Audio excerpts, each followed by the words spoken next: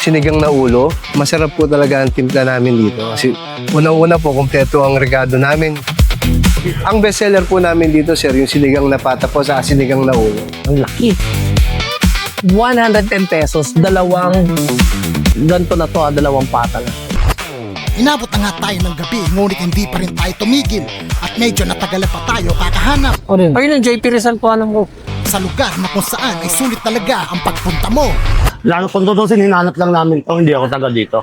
Dahil sa authentic way na pagluluto nila ng sinigang, Paano kasi yung gamit nila dito, tunay na sampalok daw. talagang dinadayo pa matikman lang. Ang bestseller po namin dito, sir, yung sinigang na pata po sa sinigang na ulo. So ano pa hinintay natin? Tara na, let's go! Kaya Food Vlog.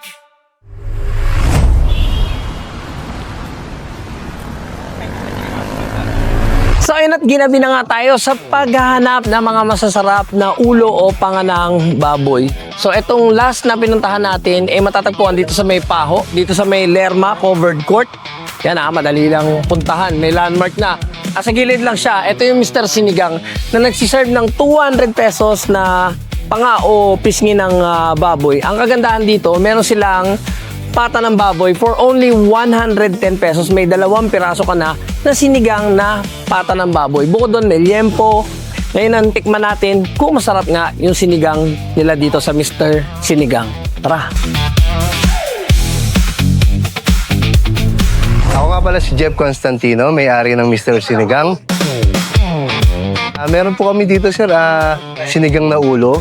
Ang small po namin is 180, ang medium size po namin is 200. Ang big size naman po namin, sir, is 250. Meron din po kaming pata, 2 pieces po, 110 pesos lang po. Meron din po kaming liempo, fried chicken po. Ang bestseller po namin dito, sir, yung sinigang na pata po sa sinigang na ulo. Siguro, sir, kaya po ako nila dinadayo dito, miski na looban po kami. Kasi masarap po talaga ang timpla namin dito. Kasi unang-una po, kompleto ang regado namin.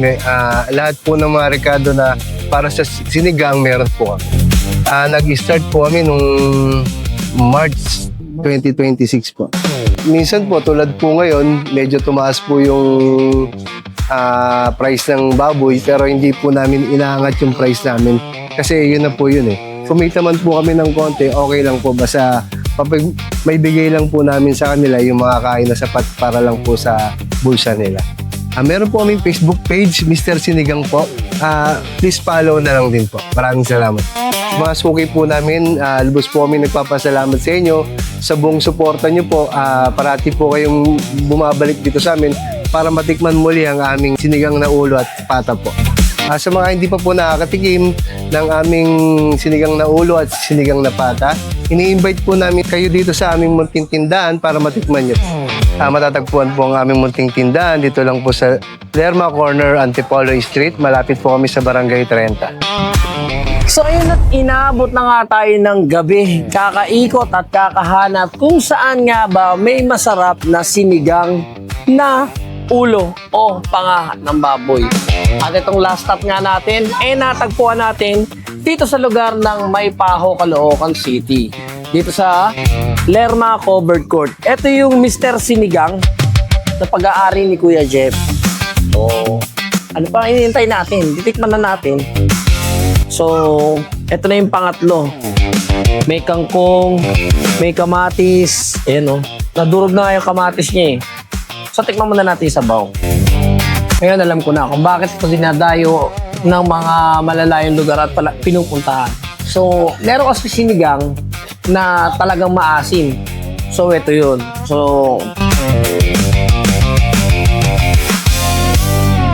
kung inatikman mo, talagang asim kilig. Kikiligin ka sa asim niya. Tignan naman natin yung laman. So, ito yung laman. Tingnan nyo, ganun din. Malambot din.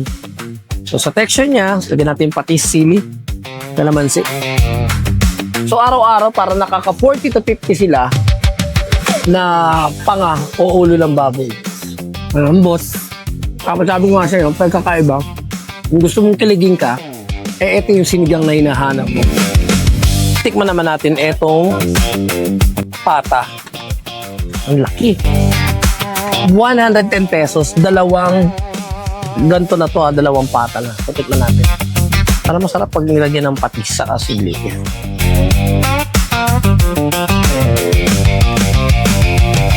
Natin. Mamaya tatanong natin kung kaliwa o kanan ba ito nakain ko. O siguro pares to, isang kaliwa, isang kanan. So isa sa mga pinagmamalaki din nila to, liempo. Ketchup. Ayan. So kuha tayong liempo. Tikman natin. Ayan.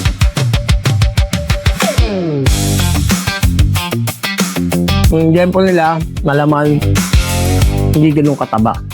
Hindi natin ketchup. Yung liempo nila parang may curry flavor. So, ito yung kanilang fried chicken. Ayan, oh. Ang laki din, no? Yung liempo, ganun din, mahaba din. So, pinakat na lang natin. So, tikman natin.